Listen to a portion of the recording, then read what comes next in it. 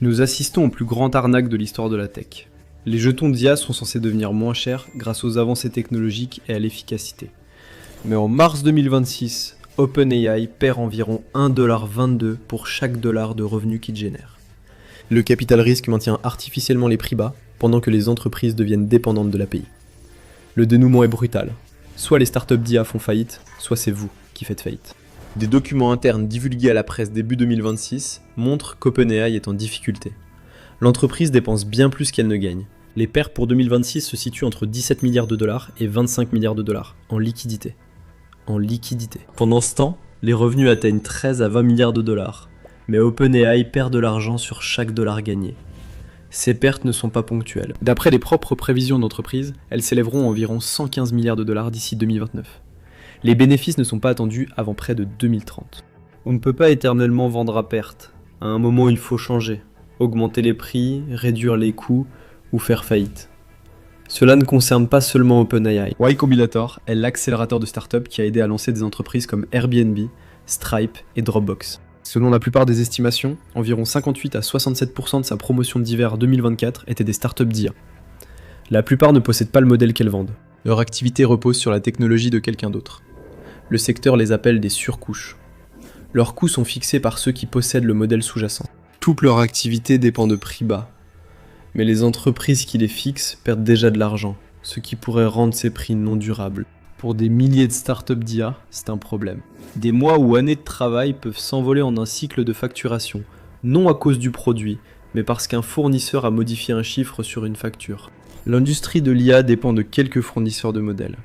Si l'un d'eux augmente ses prix, tout le secteur le ressentirait. Ce ne serait pas une mort lente, ce serait une affaire de quelques semaines. Le boom de l'IA repose sur un pari.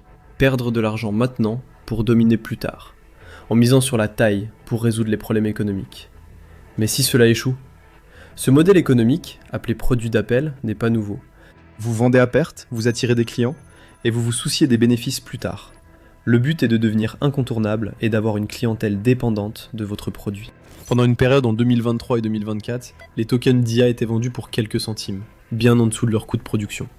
Pour un développeur, le choix était évident. Rien d'autre n'égalait leur prix ou leur puissance. Alors le monde entier s'est appuyé sur ces modèles. Ils sont devenus la norme, comme l'électricité ou le stockage dans le cloud avant eux. Mais louer de l'intelligence, c'est différent. Votre fournisseur d'électricité ne peut pas lire votre compteur, connaître vos habitudes, puis vous les revendre. Mais un fournisseur d'IA intégré à votre produit le peut. Quand assez d'entreprises étaient dépendantes, les conditions se sont durcies. Une entreprise pouvait passer des mois à adapter un modèle à ses propres données. Ce modèle personnalisé ne peut pas simplement être emballé et emporté ailleurs. Les instructions et les données sont toutes hébergées sur des serveurs qui ne lui appartiennent pas. Partir signifie tout arracher. Les contrats d'IA vous prennent en otage. Rester coûte une fortune. Partir coûte encore plus cher. Le fournisseur peut réécrire les conditions presque quand il le souhaite. Lorsque OpenAI retire un modèle, chaque entreprise qui s'appuie dessus doit s'adapter. Le code qui fonctionnait hier doit être réécrit demain. Des produits entiers peuvent se retrouver confrontés à une échéance de retrait qu'ils n'ont pas choisie. Tandis que les startups prennent ce risque, les géants de l'IA en prennent d'autres aussi. Fin 2025, OpenAI a investi près de 250 milliards de dollars dans l'infrastructure cloud de Microsoft et signé un second accord majeur valant des dizaines de milliards avec Amazon. Cette entreprise dépense pour obtenir plus de puissance de calcul, non parce qu'elle a un modèle rentable, mais pour rester dans la course à l'IA. En avril 2026, Microsoft et OpenAI ont réécrit leur partenariat. Et les nouveaux termes ont donné carte blanche à OpenAI. Sa licence Microsoft n'est plus exclusive, elle peut donc fonctionner sur tout cloud. Elle développe aussi sa propre puce avec Broadcom.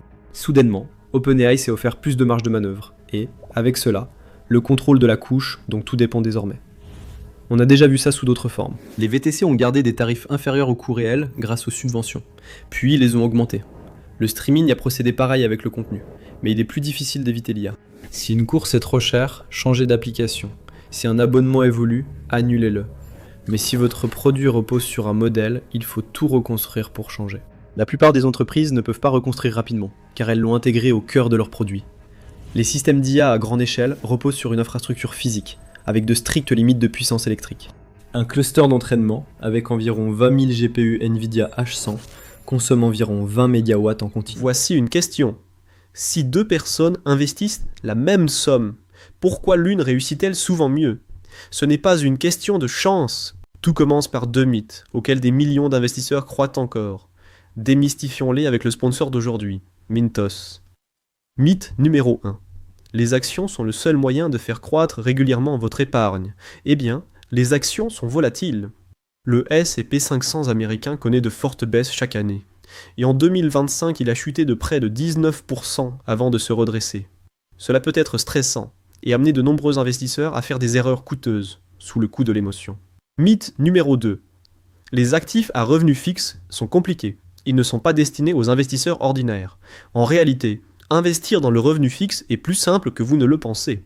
Le marché européen de l'investissement alternatif pour les particuliers a presque doublé en seulement 5 ans. C'est là que Mintos entre en jeu. Mintos est une plateforme facile à utiliser qui vous permet d'investir dans des prêts, des obligations et de l'immobilier en seulement quelques clics. L'objectif est simple. Gagnez un revenu régulier sans dépendre des hauts et des bas du marché boursier et répartissez les risques. Les prêts sur Mintos ont offert un rendement net annuel moyen de 8,8% depuis 2015, ce qui est supérieur à un compte d'épargne. Mintos a été fondé en 2014 et compte plus de 700 000 investisseurs à travers l'Europe, gérant plus de 800 millions d'euros d'actifs pour les investisseurs. Investissez dès 50 € avec une gestion automatisée ou gardez le contrôle total. Pour recevoir un bonus de bienvenue exclusif, scannez le code QR ou cliquez sur le lien dans la description. Voilà, c'est fait. 2 mythes sur l'investissement ont été démystifiés. Investissez dès aujourd'hui avec Mintos. Cluster plus petit de 10 000 puces consomme entre 10 et 15 MW. Pour mettre cela en perspective, c'est suffisant pour alimenter 15 000 foyers américains moyens en même temps, jour et nuit. Et ce n'est qu'un seul cluster. Les grandes entreprises utilisent plusieurs versions, et chaque réponse de ces systèmes consomme de l'électricité.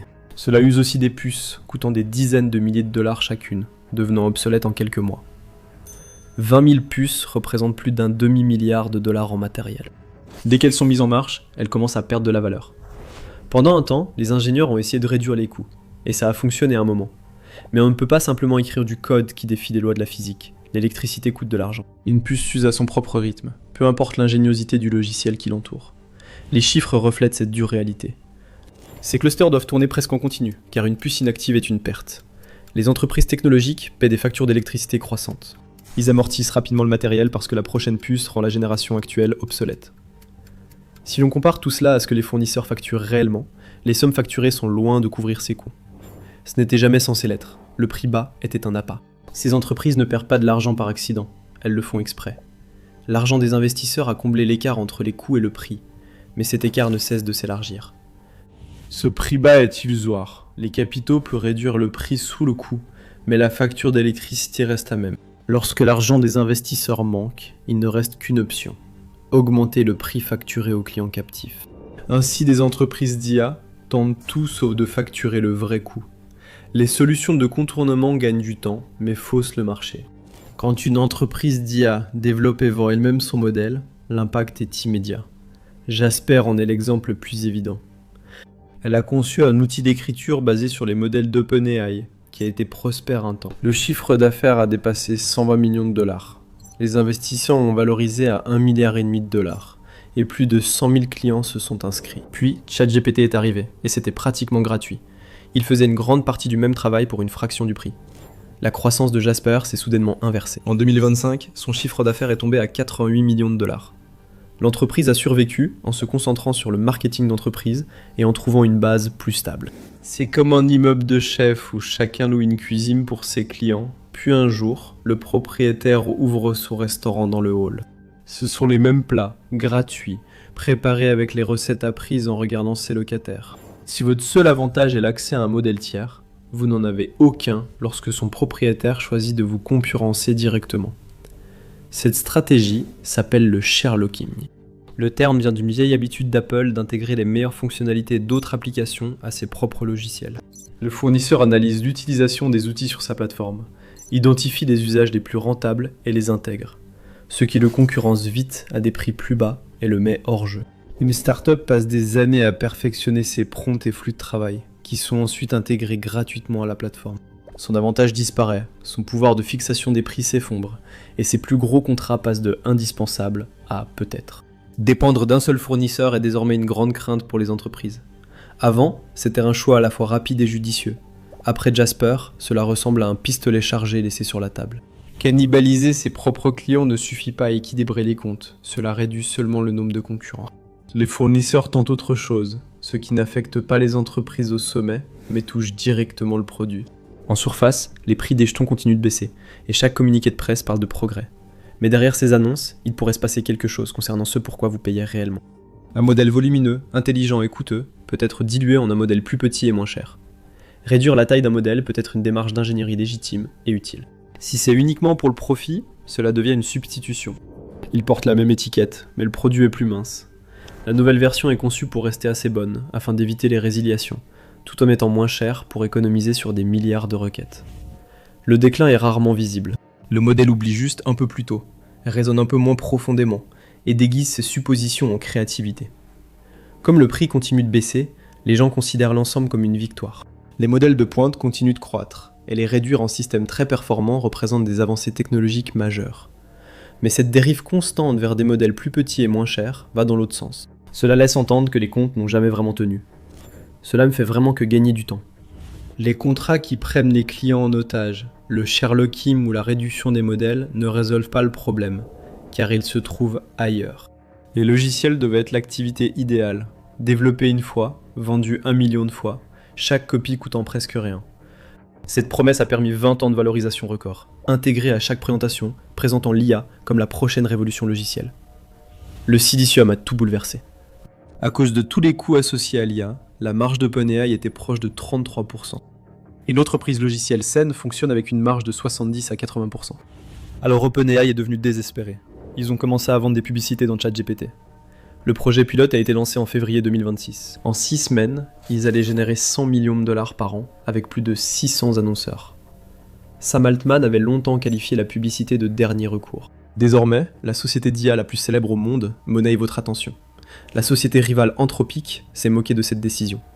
Mais la moquerie ne paye pas une facture de 25 milliards de dollars. Les analystes de HSBC ont estimé qu'OpenAI aura besoin de 207 milliards de dollars de nouveaux financements d'ici 2030 pour couvrir les coûts des centres de données et de calcul. Sam Altman, quant à lui, a promis 100 milliards de dollars de revenus d'ici 2027. L'écart entre ces chiffres ne cesse de se creuser. Ce qui entre et ce qui sort suivent des trajectoires très différentes. Fin 2025, Sam Altman a déclaré qu'OpenAI avait conclu environ 1,4 billion de dollars de contrats de capacité de calcul sur 8 ans. L'entreprise a réalisé environ 13 milliards de dollars cette année-là. Un investisseur ayant contesté ces chiffres dans un podcast, Sam Altman lui a alors proposé de racheter ses parts. Début 2026, le plan a encore évolué. OpenAI a annoncé aux investisseurs que l'objectif réel était plus proche de 600 milliards de dollars. Même l'ampleur de l'ambition a dû être revue. Lorsqu'un plan est revu à la baisse de plus de moitié, cela ne ressemble plus à une stratégie, mais plutôt à une contrainte. La patience commence à s'épuiser. Les nouvelles conditions de financement imposent une voie claire vers la rentabilité, contrairement à l'époque de l'accès à bas coût. Le calendrier se resserre aussi. Avec une introduction en bourse, OpenAI doit éviter de nouvelles pertes, car les investisseurs exigent des bénéfices. Ni l'un ni l'autre ne cède assez vite pour sauver le modèle économique. Aucun code ne supprime la nécessité de gérer de vastes clusters de matériel à remplacer avant d'être rentabilisé. On pensait que les marges logicielles dépasseraient les coûts d'infrastructure, mais c'était toujours pas le cas. Une contrainte demeure. Soit on garde des prix bas et on brûle la trésorerie plus vite qu'elle le rentre, soit on augmente les prix et on perd les utilisateurs qui ont créé la valeur du système. Peu importe la voie, le résultat est le même. L'incertitude concerne le nombre d'acteurs encore en lice alors. Quand les prix seront réajustés, seuls survivront les entreprises contrôlant leur modèle. Une alternative émerge, les modèles ouverts, téléchargeables et exécutables sur du matériel contrôlé par l'utilisateur, comme Llama de Meta, disponible gratuitement. DeepSeek a prouvé que des modèles efficaces peuvent être entraînés à une fraction du coût attendu. Ils sont assez puissants pour gérer une entreprise. Des équipes les utilisent déjà sur leur serveur, sans clé externe ni frais imprévus.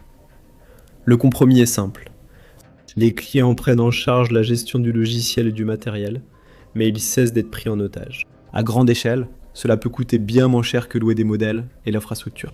Mais il y a un avantage encore plus important. Les clients ont le contrôle. Ils possèdent leurs données. Ils décident quand le modèle change.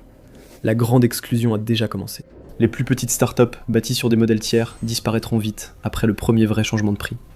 Les entreprises moyennes chercheront alors des outils et des ingénieurs qu'elles auraient dû recruter plus tôt. Au sommet, Seuls les plus grands acteurs feront tourner des modèles sérieux eux-mêmes.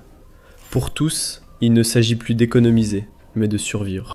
S'appuyer sur un seul fournisseur pour votre revenu principal est un risque énorme. Une seule décision prise dans le bureau de quelqu'un d'autre peut vous couper complètement.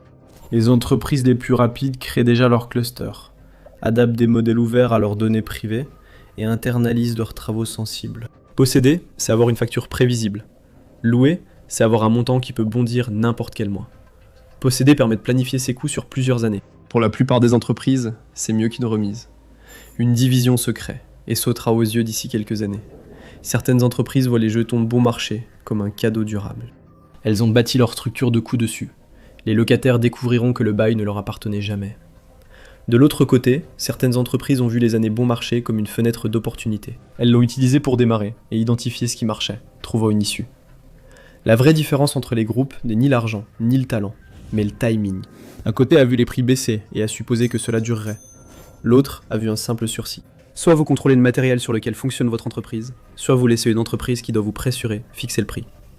Attendre a aussi un coût. Plus les clients restent, plus la chute sera dure. Le moment le moins cher pour partir est passé. Le prochain, c'est maintenant. Les tokens étaient peu chers, même grâce à la technologie, mais parce qu'un tiers payait la facture, qui arrive désormais à échéance.